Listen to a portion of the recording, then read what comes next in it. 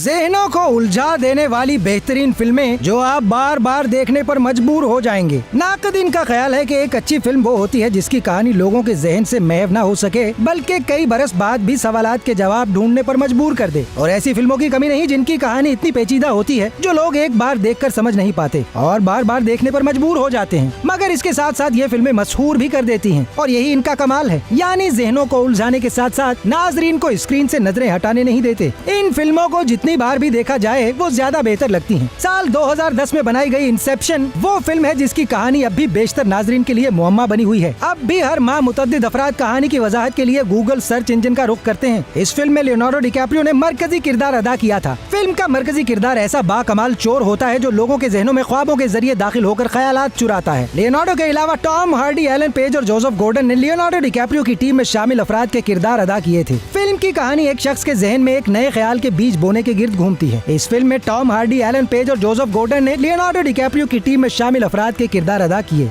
Leonardo अपनी team के साथ इस मकसद के लिए ख्वाबों की दुनिया के मुतअद्दिद लेवल्स में सफर करते हैं और इस दौरान वहां फंस जाने के खतरे का सामना भी करते हैं। अक्ल को पहेलियां बुझाने वाली अगली फिल्म साल 2006 में रिलीज हुई। इस फिल्म का नाम द प्रेस्टीज था। डायरेक्टर क्रिस्टोफर नोलान की यह फिल्म बहुत ज्यादा कामयाब नहीं हो सकी, मगर इसकी कहानी भी जहनों को उलझा देती है। एक नॉवल की कहानी पर मबनी इस फिल्म में 1890 के अहद के दो जादूगरों की मुसाबकत का अहवाल बयान किया गया है। फिल्म में देखा गया है कि किस तरह वो अपने हरीफ को पीछे छोड़ने के लिए अपनी ट्रिक को परफेक्ट बनाने की कोशिश करते हैं और इसके लिए किसी हद का ख्याल नहीं रखते। साल 2010 में आई एक और फिल्म शटर आइलैंड तजस्सुस से भरपूर है। ये कुछ हद तक हॉरर भी महसूस होती है जिसको देखते हुए कई मनाजिर में लोग उछल पड़ते हैं। लियोनार्डो डिकैप्रियो ने इस फिल्म में एडवर्ड डैनियल्स का मरकजी किरदार अदा किया था, जिनके साथ मार्क रेफलो, बेन किंग्सले और दीगर अहम किरदारों में जलवागर हुए हैं। जो कहानी आप फिल्म में देखेंगे इस पर यकीन न कीजिएगा, क्योंकि आखिर में जो शौक आपका मुंतजिर होगा वो जहन को घुमाने के लिए काफी होगा। दर हकीकत इस फिल्म का इख्तिताम ऐसे अंदाज से होता है जो अब भी मुतअद्दिद अफराद के लिए उलझन का बाइस बना हुआ है। इस फहरिस्त की अगली फिल्म साल 1999 में रिलीज हुई। फिल्म का नाम था द सिक्स्थ सेंस।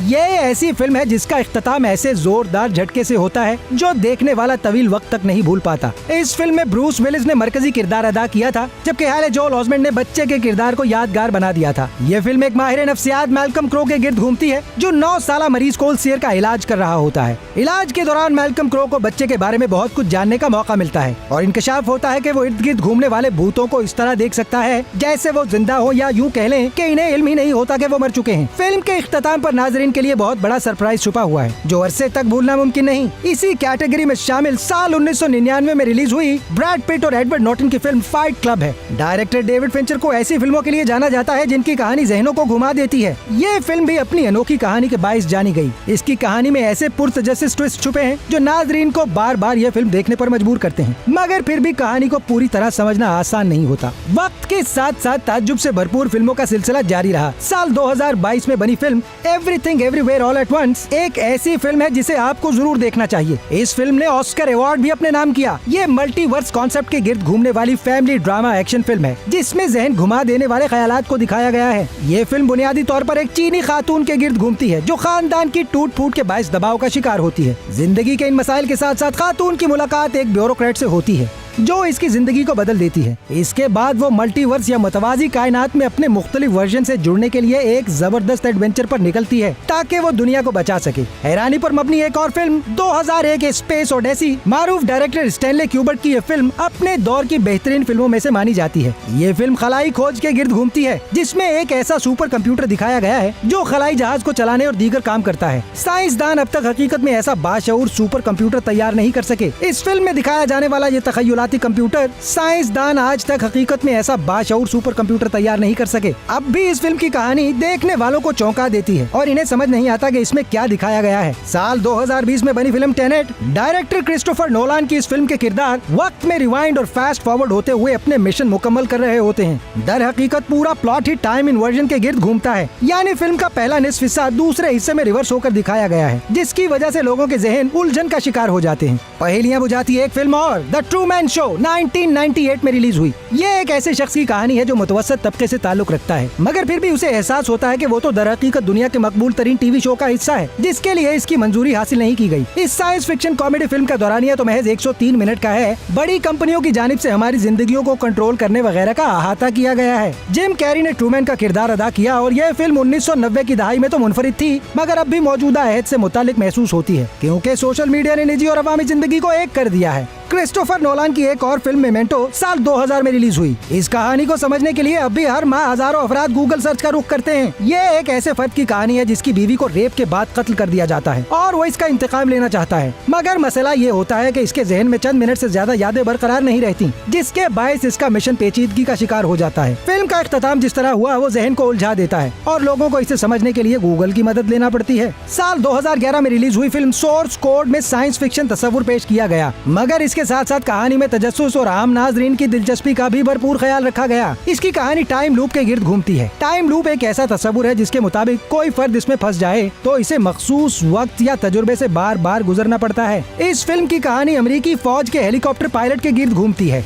इस पायलट का हेलीकॉप्टर अफगानिस्तान में गिर जाता है। जब वो होश में आता है तो एक पुरहुजूम ट्रेन में सफर कर रहा होता है और शीशे में इसका अक्स मुख्तलिफ चेहरा जाहिर करता है और नाम भी मुख्तलिफ होता है। इस ट्रेन में धमाका होता है और वो खुद को नीम तारीख कॉकपिट में दरियाफ्त करता है। उसे बताया जाता है कि उसका मिशन ट्रेन में धमाका करने वाले फर्द को तलाश करना है। आसान अल्फाज में मरकजी किरदार एक दहशतगर्दी के वाक़े में मुलविस फर्द के बारे में मालूमात इकट्ठी करने के लिए बार बार इस तकलीफ दे सफर से गुजरता है और धमाके से मरता है। साल 2001 में निकोल किडमैन की एक film the others horror film है। फिल्म में दिखाया गया है कि ये खातून दूसरी जंग अजीम के इख्तिताम पर एक महल नुमा घर में अपने 2 बच्चों के साथ मुकीम होती है और जंग से शोहर की वापसी की मुंतजिर होती है। बच्चों को ऐसी बीमारी होती है जिसके बायस इन्हें धूप की रोशनी से दूर रखा जाता है, जबकि घरेलू कामों के लिए वो 3 मुलाजिमीन को रख लेती है। जब मुलाजिमीन काम करने लगते हैं तो फिर अजीब वाकयात पेश आने लगते हैं। आपको आखिर तक अंदाजा नहीं होता कि दर हकीकत ये माजरा है क्या। हो सकता है बहुत बड़ा शौक इख्तिताम पर आपका मुंतजिर हो। साल 2019 में मंजर आम पर आई फिल्म अस एक ऐसी खातून की कहानी है जो अपने खानदान के साथ एक ऐसे घर में लौटती है जहाँ इसका बचपन गुजरा होता है और वहाँ इसे बचपन में एक दहला देने वाला तजुर्बा हो चुका होता है। वहाँ पहुँचकर इसे डर होता है कि कुछ बुरा न हो जाए और ये डर हकीकत का रूप इख्तियार कर लेता है। चंद नकाब पोश अजनबी घर में घुस आते हैं और जब वो नकाब उतारते हैं तो ये खानदान देखकर दंग रह जाता है कि हमलावर बिल्कुल इनकी तरह हैं। फिल्म में ऐसे इंकिशाफात भी होते हैं जो देखने वालों को दंग कर देते हैं और देखने वाला ये सोचने पर मजबूर हो जाता है कि इस फिल्म की कहानी के बारे में कुछ समझ भी आया या नहीं। 1995 में बनाई गई फिल्म 7 हर लम्हा आपके तजस्सुस में इजाफा करेगी और जहन को घुमा देगी। मॉर्गन फ्रीमैन और ब्रैड पिट ने ऐसे पुलिस एहलकारों के किरदार अदा किए हैं जो एक सीरियल किलर को तलाश कर रहे होते हैं। तहकीकात का सिलसिला आगे बढ़ता है और वो कातिल के करीब पहुंच जाते हैं, मगर इख्तिताम पर ऐसा गैर मुतवक्के वाकया होता है